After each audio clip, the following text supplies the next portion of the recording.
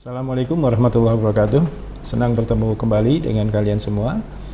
Hari ini kita akan kuliah dengan topik tentang Smart City dan berbagai macam seluk-beluk yang berkaitan dengan apa dan bagaimana Smart City tersebut.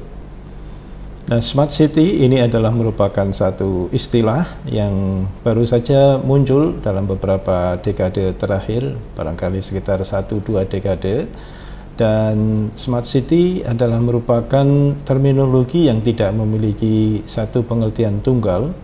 melainkan memiliki berbagai macam penafsiran dari berbagai macam pihak tentang konten, cakupan, jenis-jenis maupun juga peralatan dan area yang bisa dikategorikan di dalam Smart City tersebut. Sehingga pada saat ini sendiri konsep tentang Smart City terus berkembang dan memiliki berbagai macam variasi penerapan di berbagai macam daerah atau kota dan juga di berbagai macam negara. Nah, selain itu juga terdapat kontroversi apakah Smart City itu hanya berlaku untuk daerah urban atau bisa juga itu diaplikasikan untuk daerah yang bercirikan rural atau pedesaan. Nah, tetapi secara umum saya kira kalau di dunia ini Smart City menjadi acuan bagi implementasi government atau secara lebih luas barangkali governance di dalam tata kelola satu daerah atau negara menggunakan perangkat berbasis teknologi informasi. Nah, di dalam aplikasinya itu sendiri kemudian berkembang pengertian juga bahwa Smart City itu tidak hanya berkaitan dengan aplikasi penggunaan IT di dalam pelayanan publik maupun tata kelola pemerintahan, tetapi mencakup juga berbagai macam disiplin ilmu yang lain yang mempengaruhi pola interaksi antara warga dengan pemerintahnya sedemikian rupa sehingga bisa menemui atau bisa memenuhi ya kebutuhan-kebutuhan warga di era disrupsi atau revolusi industri 4.0. Di dalam keterkaitan tadi banyak ahli yang berpendapat bahwa komponen pembentuk dari Smart City ya, dari berbagai macam literatur itu paling tidak meliputi 3 variabel atau 3 elemen.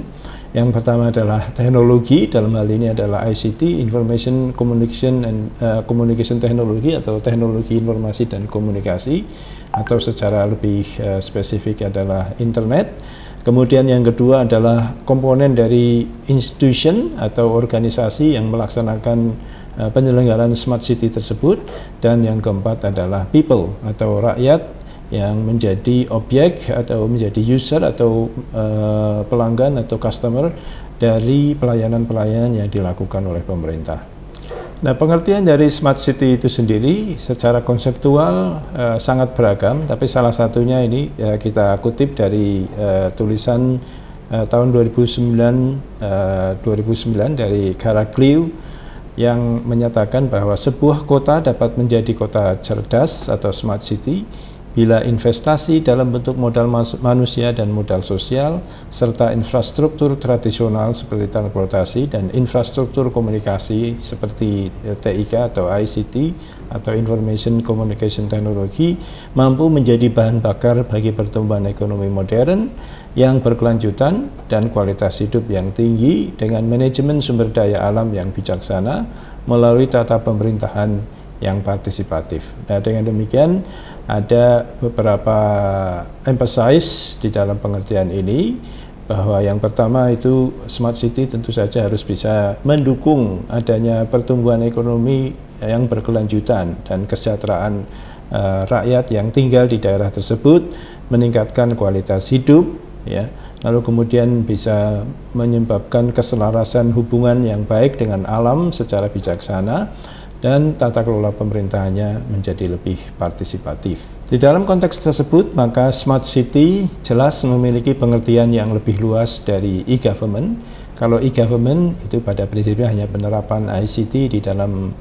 penyelenggara negara, tetapi Smart City itu mencakup juga peranan yang dilakukan di dalam tata kelola pemerintahan atau negara, tidak hanya oleh pemerintah tetapi juga oleh swasta serta juga oleh masyarakat secara kolaboratif ya.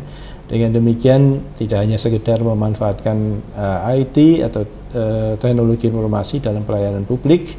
tetapi lebih dari itu penggunaan IT hanya merupakan salah satu komponen saja di dalam pelaksanaan Smart City tersebut. Lalu kemudian Smart City juga memakai teknologi sensor atau juga digital intelligence untuk menangkap data atau kondisi permasalahan di lapangan secara real time yang kemudian diolah sedemikian rupa untuk mengambil tindakan dan kebijakan. Dan yang selanjutnya di dalam Smart City tersebut biasanya dilakukan atau dibangun aplikasi-aplikasi mobile yang bisa dipakai di dalam interaksi pelayanan masyarakat oleh pemerintah secara real time pula. Kemudian proses bekerjanya Smart City pada prinsipnya adalah sistem interaksi pemerintahan yang berlangsung di dalam jangka waktu tanpa batas 24 jam sehari, 7 hari dalam seminggu,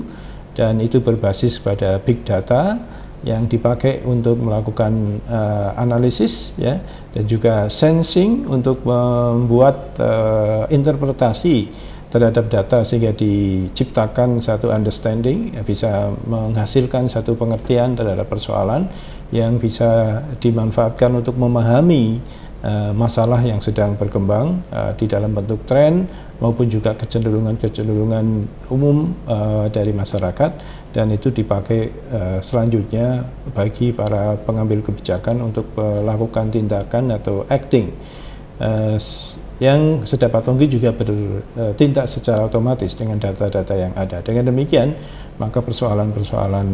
di satu daerah atau negara itu bisa lebih cepat diselesaikan dari sebelumnya. Nah, di dalam keterkaitan tersebut, maka diperlukan adanya satu rancang bangun ketika satu daerah itu membentuk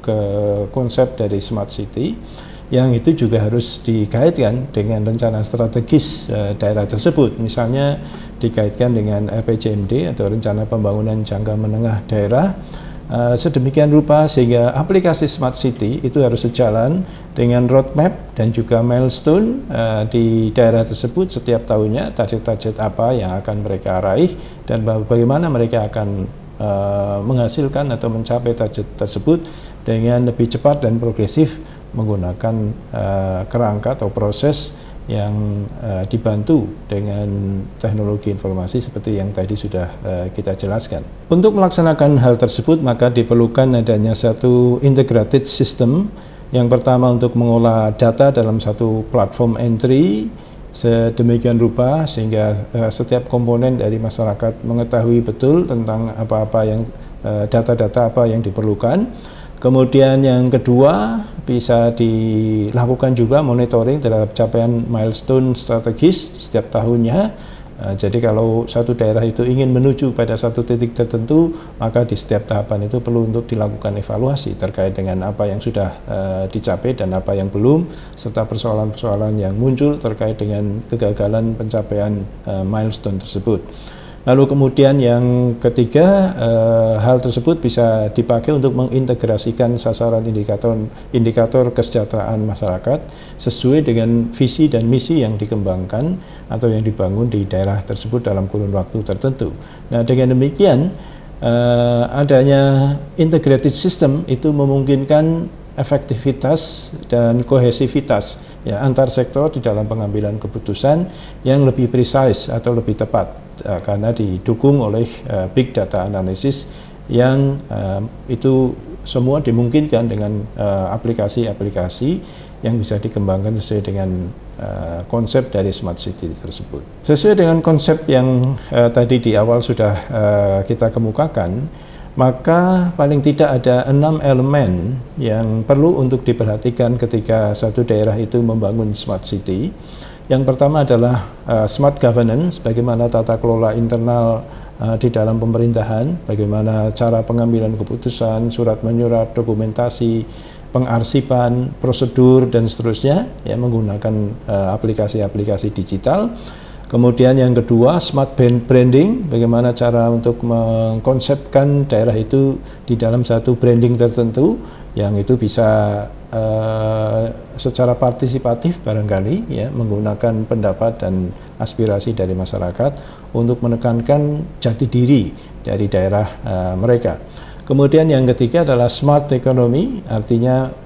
di dalam konsep smart city harus bisa memfasilitasi pertumbuhan ekonomi tadi beserta segala macam kegiatan aktivitas ekonomi di daerah atau kota tersebut. Kemudian smart living,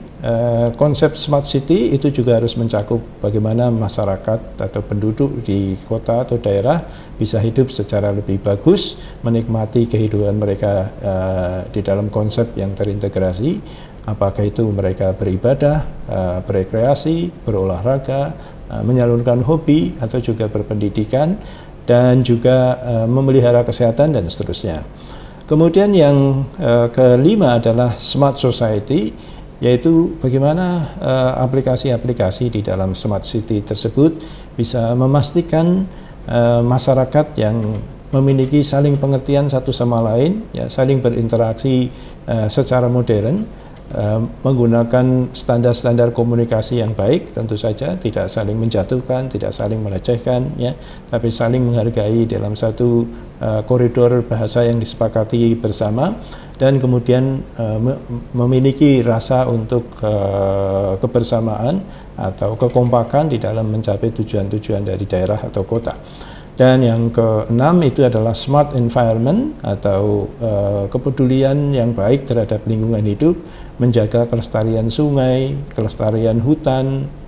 mungkin juga kelestarian segmentasi alam, termasuk juga penggunaan lahan pertanian yang berkesinambungan dan seterusnya, sedemikian rupa sehingga tidak semua area di daerah atau kota tersebut dimanfaatkan untuk kegiatan industri saja atau kegiatan pertanian saja, melainkan bisa kombinasi di antara berbagai macam variasi aktivitas penduduk dan juga sektor industri yang saling melengkapi satu sama lain. Nah, seperti tadi saya sudah kemukakan di muka, di dalam membangun kerangka smart city dan perencanaan smart city itu harus betul-betul detail dan disesuaikan dengan rencana pembangunan di satu daerah, misalnya dengan RPJMD, sehingga di dalam desain pembuatan smart city tersebut harus mengevaluasi terlebih dahulu bagaimana kondisi pencapaian RPJMD yang lalu atau saat ini, dan kemudian diproyeksikan untuk mendukung pencapaian target-target RPJMD pada masa yang akan datang. Di dalam prakteknya, smart city ini bisa menjadi solusi cerdas untuk berbagai masalah yang ada di daerah atau kota, ya, misalnya melakukan tata kelola parkir dengan baik atau smart parking dengan sensor ditempatkan di tempat parkir dan bisa dikirim datanya secara otomatis ke Dinas Pendapatan Daerah misalnya, sehingga bisa diketahui di mana slot parkir yang kosong. Orang misalnya kalau menggunakan aplikasi akan parkir di satu jalan, dia bisa tahu di mana dia harus menemukan tempat parkir yang kosong tersebut misalnya. Begitu juga bisa dipakai untuk pelayanan publik, baik itu pemberian informasi tertentu di dalam perizinan, ya, atau juga di dalam waste management, di dalam tata kelola sampah, atau juga di dalam tata kelola energi listrik, atau juga telekomunikasi, atau juga di dalam water management, tata kelola air, ya, sumber daya air atau PDAM, sedemikian rupa sehingga misalnya ada persoalan bisa cepat teridentifikasi dan diselesaikan. Begitupun juga dengan urban telemedicine, atau misalnya untuk mencari rumah sakit yang kosong atau spesifikasi klinik dan rumah sakit yang kira-kira diperlukan oleh masyarakat dan seterusnya, itu semua bisa dikelola di dalam satu aplikasi yang terintegrasi. Dalam kaitan itu, maka diperlukan Internet of Things di dalam atau yang menjadi backbone di dalam smart city tersebut, sehingga semua kebutuhan dan layanan masyarakat yang berkaitan dengan bagaimana pengelolaan limbah sampah misalnya, lalu monitoring lingkungan, lalu kemudian parkir, monitoring sungai, river monitoring, maupun juga monitoring kepadatan lalu lintas atau kemacetan lalu lintas, lalu kemudian